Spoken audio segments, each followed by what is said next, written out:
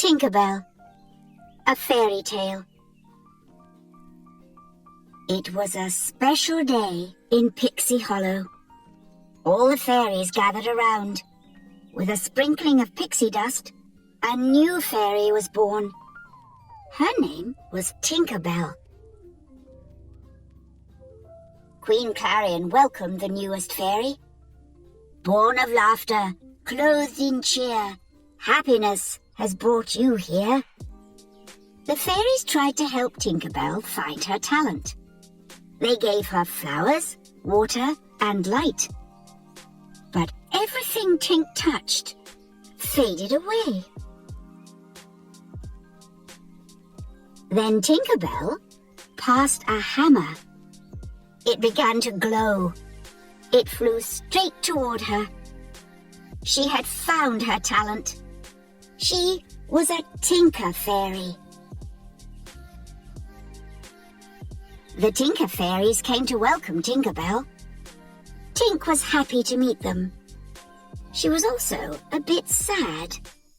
Tinkers weren't fancy like the other fairies. Tink's new friends, Clank and Bobble, took her on a tour of Pixie Hollow. They saw all the fairies getting ready for spring. "It's the changing of the seasons," explained Bobble.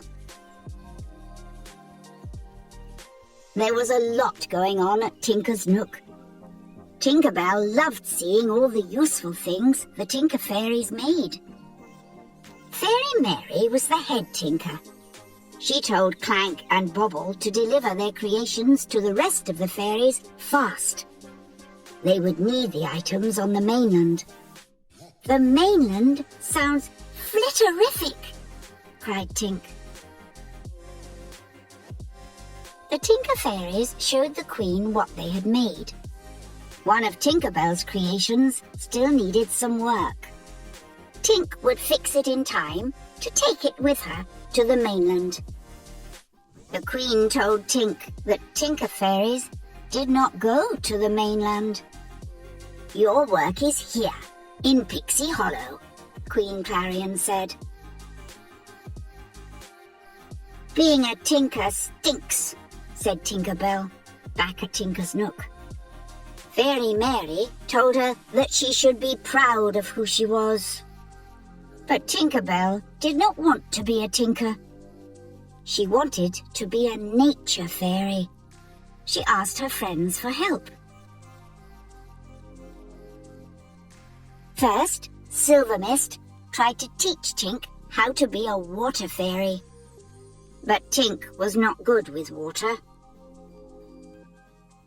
Then, Iridessa tried to teach Tink how to be a light fairy. But Tink was not good with light. Fawn tried to show Tink how to be an animal fairy. But Tink was not good with animals either. Tink saw a big bird flying in the sky. "Maybe that guy can help," she said. The bird made a nosedive for Tink. "Hawk!" yelled the fairies as they ran for cover. Tink jumped into a hole to hide. The hole was Vidia's hiding spot. Now the hawk was after Vidia too.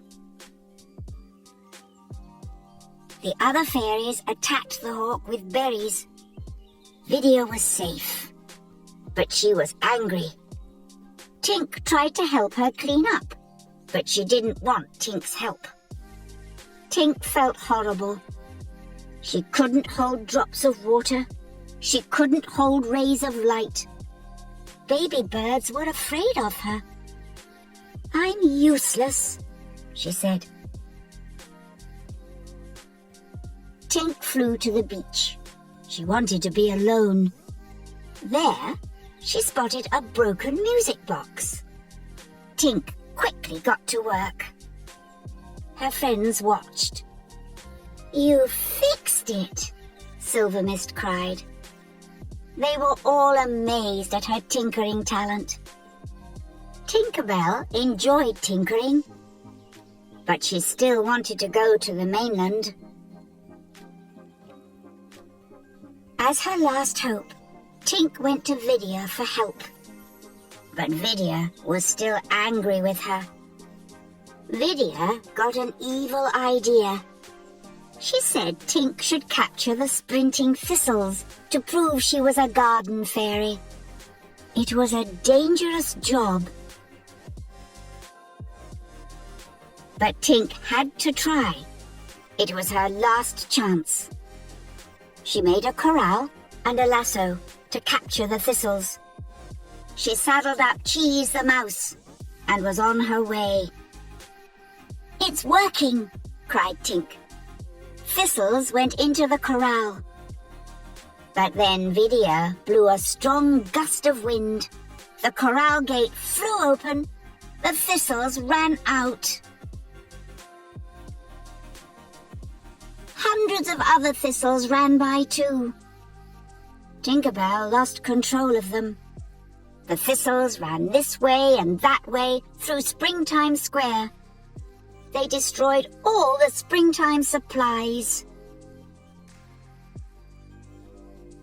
Everyone was upset. Spring would have to be cancelled.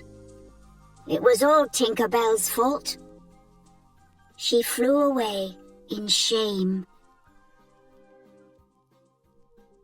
Tinkerbell decided to leave Pixie Hollow for good. She stopped one last time at the Tinker's workshop. As she looked around, she got an idea. She knew how to save spring. Back at Springtime Square, Vidya was punished for helping the thistles escape. And everyone was sad that spring wouldn't be coming. "Wait," Tinkerbell cried. "I know how we can fix everything. But I can't do it alone." The fairies were eager to help. Tink showed everyone what to do. In the blink of an eye, Tink's creations filled buckets with berry paint and seeds. Soon, everything was ready for spring.